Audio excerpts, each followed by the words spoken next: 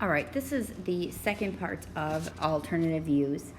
And what I want to do is walk you through the train title blocks that we created or we're in the middle of creating in class and show you where these specialty or alternative views are used.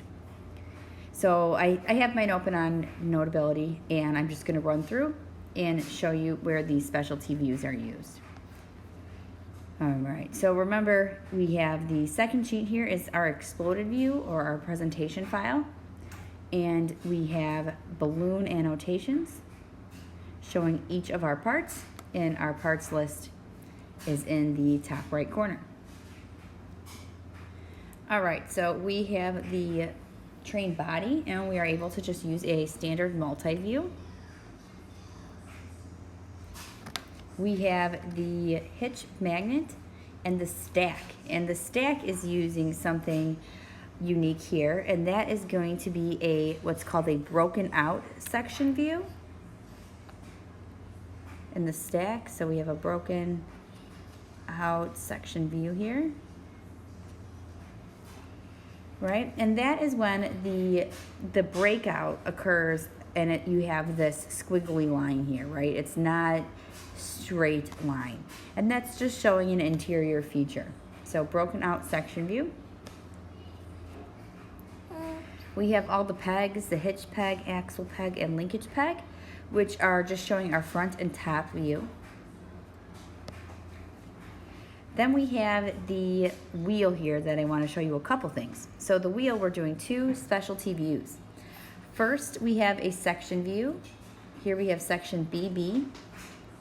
Here you can see my cutting plane line going through the wheel. Then we have a detail view, and here is the line for detail A, which you can see has a larger scale. So if I compared the regular wheel scale is 1:1, my detail view of the scale is 2:1. And if you compare why I did that is if you look at this part here that attaches the linkage arm, it's so small in the regular front view, it would be extremely hard to dimension. And especially all of the different angles and the radiuses, the circles, it really helps to enlarge it. And the last page here is going to be our cow catcher. And the cow catcher, we use a couple specialty views as well. The one we use most here is going to be an auxiliary view. So if we look at auxiliary view BB, and that is going to correspond with the side of the cow catcher here, and I'm able to project that. I was also able to use that same line really and project going down using auxiliary view CC, which is going to show me the inside of the cow catcher, which shows me that it's hollow, and we use that shell command.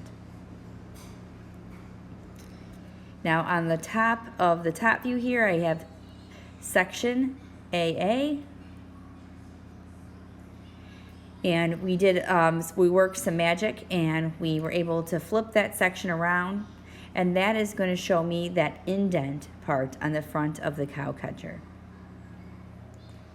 So those were the specialty views we were able to use on our train drawing set.